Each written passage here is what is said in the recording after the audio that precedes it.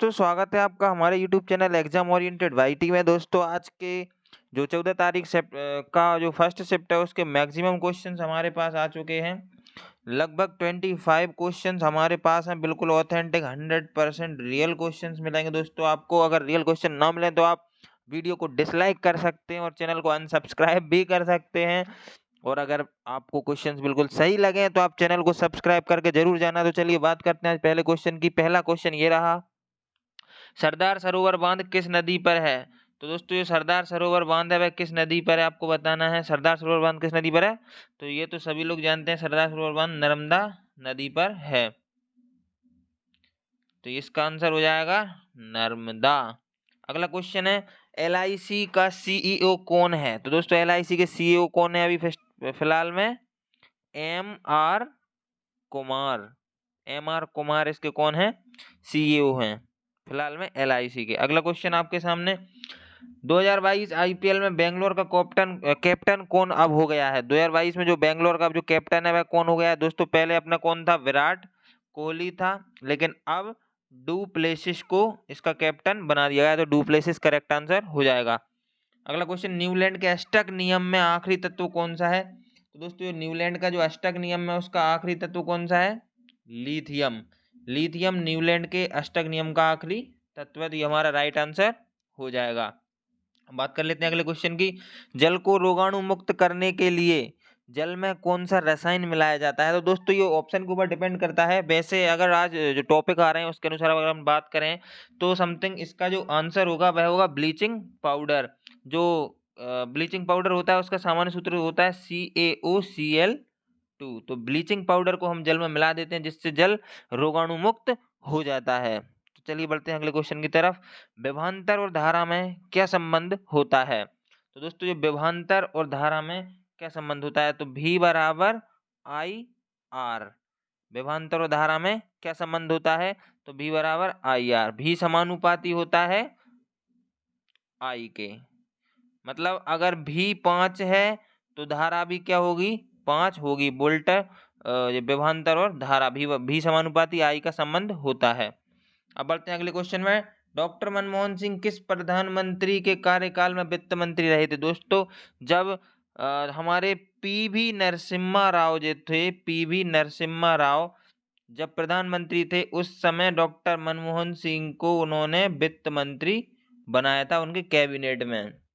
तो चलिए बढ़ते हैं अगले क्वेश्चन की तरफ, निम्न में से क्या मौलिक अधिकार नहीं है? दोस्तों, अब ये तो आपके ऑप्शंस के ऊपर डिपेंड करता है, लेकिन फिर भी जितना मुझे बताया गया है उसके अनुसार इसमें जो ऑप्शन था इसका राइट आंसर हो जाएगा संपत्ति का अधिकार। संपत्ति का जो अधिकार है यह पहले हमारे मौलिक अधिकारों में आता था, हम संपत्ति रख सकते थे बहुत ज्यादा, लेकिन अब ये संपत्ति का अधिकार हमारे मौलिक अधिकारों में से हट गया है। तो इसका राइट आंसर हो जाएगा संपत्ति का अधिकार। अगला क्वेश्चन, 2022 में एथलीट के क्षेत्र में रजत पदक जीतने वाला पहला खिलाड़ी कौन था? तो दोस्तों, इसका जो राइट आंसर हो जाएगा वह होगा नीरज चोपड़ा। तो दोस्तों, जो नीरज चोपड़ा 2022 में एथलीट के क्षेत्र में इसे पहला रजत पदक जीता था। अगला क्वेश्चन, वह कौन सी नदी है जो पंजाब में नहीं बहती? तो दोस्तों, ये भी ऑप्शंस के ऊपर डिपेंड करेगी, लेकिन हम आपको यहाँ पर बता दें जो 4 ऑप्शंस थे वह थे, एक रावी था तो रावी तो बहती है, व्यास था तो व्यास भी बहती है, सतलज था, तो ये सभी तो नदियां काय की हैं? पंजाब की हैं। लेकिन ऑप्शन में एक सिंधु भी था, लेकिन ये सिंधु है जो है पंजाब में नहीं बहती। तो इसका राइट आंसर सिंधु हो जाता और ऑप्शन के ऊपर डिपेंड करता है। अगला क्वेश्चन है, नाबार्ड 2022 में, जो नाबार्ड है 2022 में किसके उपलक्ष्य में शुरू किया गया? तो नाबार्ड जो है दोस्तों 2022 में बेरोजगार युवा जो स्वयं की डेयरी खोलना चाहते हैं, तो बेरोजगार जो ऑप्शन में था बेरोजगार युवा, तो आपको राइट आंसर हो जाएगा नाबार्ड 2022 में किसके उपलक्ष्य में शुरू किया गया? तो बेरोजगार युवा जो अपनी डेयरी खोलना चाहते हैं उनके उपलक्ष्य में शुरू किया गया। खाने में किस रसायन का उपयोग किया जाता है? तो दोस्तों, जो खाने में हमारा आपने पढ़ाई होगा बेकिंग सोडा। बेकिंग सोडा का यूज खाने में किया जाता है। इसका सामान्य सूत्र होता है NaHCO3। ये हमारा क्या होता है? बेकिंग सोडा, जिसका उपयोग हम खाने के रूप में करते हैं। और दोस्तों याद रखना कि मधुमक्खी जो हमारा हमें खा लेती है ना, मधुमक्खी के डंक से जो जहर उतारने के लिए भी हम बेकिंग सोडा का ही यूज करते हैं। ये क्वेश्चन भी 2 बार बन चुका है। अब बात कर लेते हैं अगले क्वेश्चन की। उत्तल दर्पण में फोकल लंबाई अगर 15 है तो वक्रता त्रिज्या का होगी। उत्तल दर्पण दिया है दोस्तों हमारे लिए, सॉरी ये हो गया हमारा उत्तल दर्पण।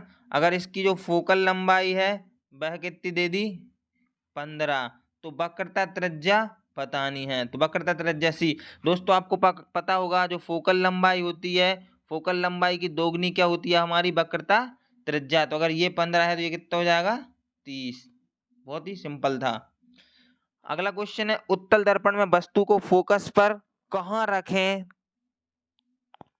अरे सॉरी, उत्तल दर्पण में वस्तु को फोकस पर रखा है तो प्रतिबिंब कहाँ बनेगा। दोस्तों अब रहा ये हमारा उत्तल दर्पण। अगर हम उत्तल दर्पण में वस्तु को फोकस पर रखेंगे तो जो हमारा प्रतिबिंब है वह कहाँ, नहीं सॉरी इसमें पूछा था, वो तो दर्पण के पीछे ही बनना है, पीछे ही बनेगा, लेकिन कैसा बनेगा, तो दोस्तों ये है आभासी बनेगा, आभासी और सीधा और छोटा, बिंदु आकार का बनेगा, बहुत ही छोटा बनेगा, आभासी, सीधा और छोटा, ही हमारा राइट आंसर हो जाता।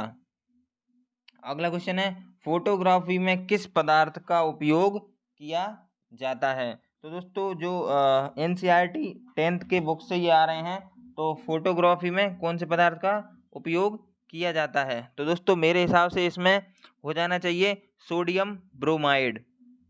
सोडियम ब्रोमाइड का उपयोग हम काय में करते हैं, फोटोग्राफी में करते हैं, Na2Br, सोडियम ब्रोमाइड का उपयोग फोटोग्राफी में करते हैं।